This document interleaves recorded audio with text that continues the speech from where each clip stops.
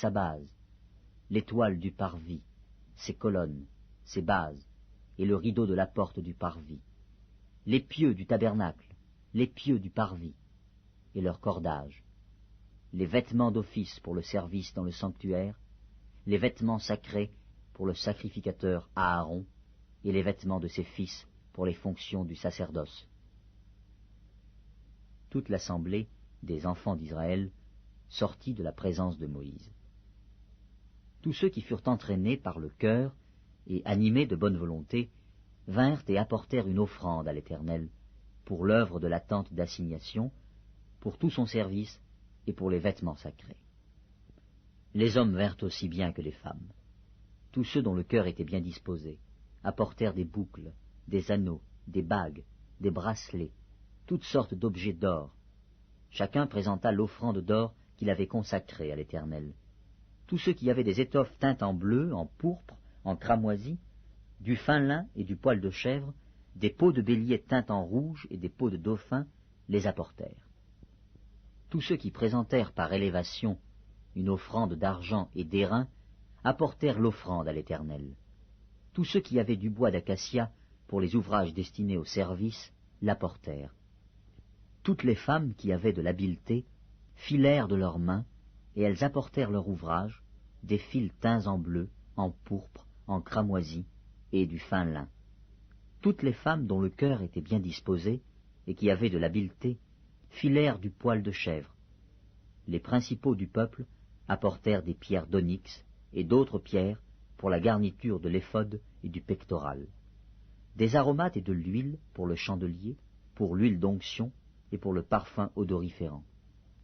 Tous les enfants d'Israël, hommes et femmes, dont le cœur était disposé à contribuer pour l'œuvre que l'Éternel avait ordonnée par Moïse, apportèrent des offrandes volontaires à l'Éternel.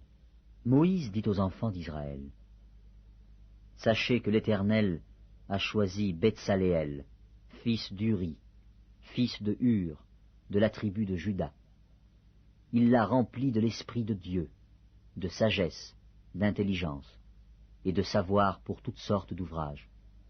Il l'a rendu capable de faire des inventions, de travailler l'or, l'argent et l'airain, de graver les pierres à enchâsser, de travailler le bois et d'exécuter toutes sortes d'ouvrages d'art.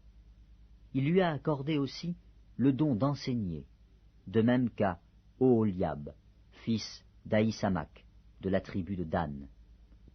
Il les a remplis d'intelligence, pour exécuter tous les ouvrages de sculpture et d'art, pour broder et tisser les étoffes teintes en bleu, en pourpre, en cramoisi, et le fin lin, pour faire toute espèce de travaux et d'inventions. L'Exode, chapitre 36. Betsaléel, Oholiab, et tous les hommes habiles en qui l'Éternel avait mis de la sagesse et de l'intelligence pour savoir et pour faire, exécutèrent les ouvrages destinés au service du sanctuaire, selon tout ce que l'Éternel avait ordonné.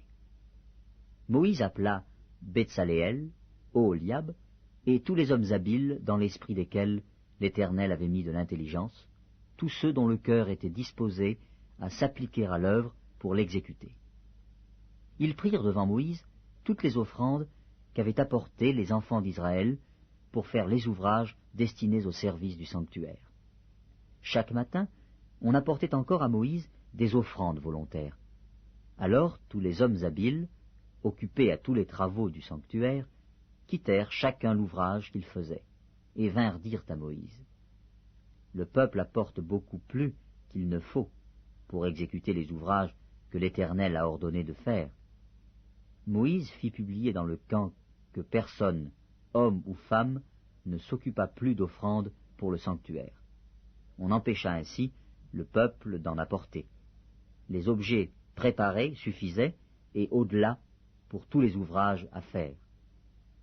Tous les hommes habiles, qui travaillèrent à l'œuvre, firent le tabernacle avec 10 tapis de fin lin retors et de fil bleu, pourpre et cramoisi. On y représenta des chérubins artistement travaillés. La longueur d'un tapis était de 28 coudées, et la largeur d'un tapis était de 4 coudées. La mesure était la même pour tous les tapis. 5 de ces tapis furent joints ensemble. Les 5 autres furent aussi joints ensemble. On fit des lacets bleus au bord du tapis, terminant le premier assemblage. On fit de même au bord du tapis, terminant le second assemblage. On mit 50 lacets au premier tapis, et l'on mit 50 lacets au bord du tapis, terminant le second assemblage. Ces lacets correspondaient les uns aux autres. On fit 50 agrafes d'or, et l'on joignit les tapis l'un à l'autre avec des agrafes. Et le tabernacle forma un tout. On fit des tapis de poils de chèvre, pour servir de tente sur le tabernacle. On fit 11 de ces tapis. La longueur d'un tapis était de 30 coudées, et la largeur d'un tapis était de 4 coudées. La mesure était la même pour les 11 tapis.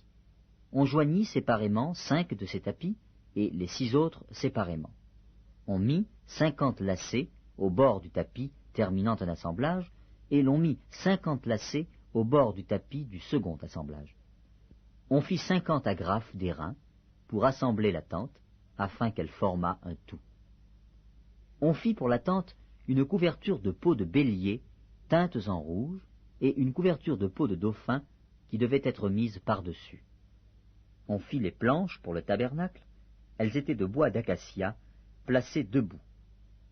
La longueur d'une planche était de 10 coudées, et la largeur d'une planche était d'1 coudée et demie. Il y avait pour chaque planche 2 tenons, joints l'un à l'autre. L'on fit de même pour toutes les planches du tabernacle. On fit 20 planches pour le tabernacle, du côté du midi. On mit 40 bases d'argent sous les 20 planches, 2 bases sous chaque planche pour ces 2 tenons. On fit 20 planches pour le second côté du tabernacle, le côté du nord, et leurs 40 bases d'argent, 2 bases sous chaque planche. On fit 6 planches pour le bord du tabernacle, du côté de l'occident. On fit 2 planches pour les angles du tabernacle dans le fond. Elles étaient doubles depuis le bas et bien liées à leur sommet par un anneau. On fit de même pour toutes les deux, aux 2 angles.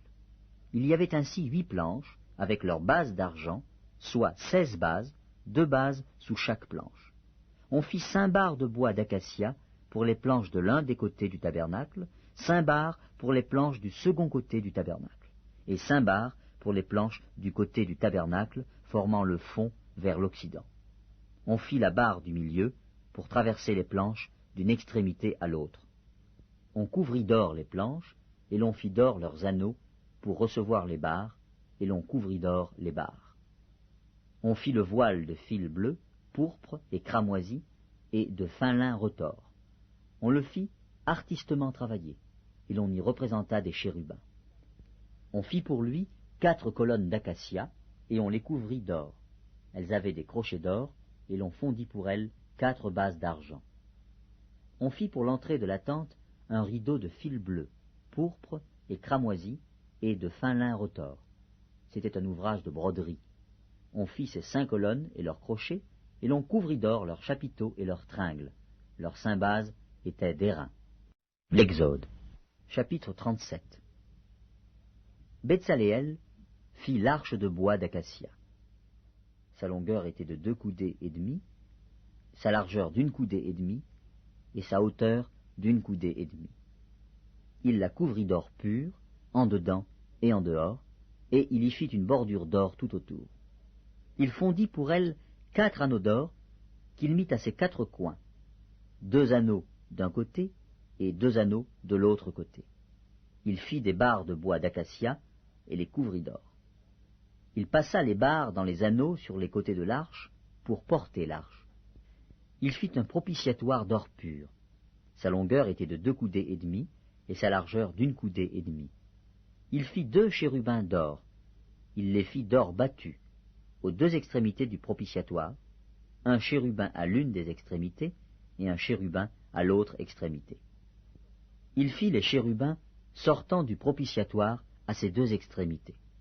Les chérubins étendaient les ailes par-dessus, couvrant de leurs ailes le propitiatoire, et se regardant l'un l'autre. Les chérubins avaient la face tournée vers le propitiatoire. Il fit la table de bois d'acacia. Sa longueur était de 2 coudées, sa largeur d'1 coudée, et sa hauteur d'1 coudée et demie. Il la couvrit d'or pur, et il y fit une bordure d'or tout autour. Il y fit alentour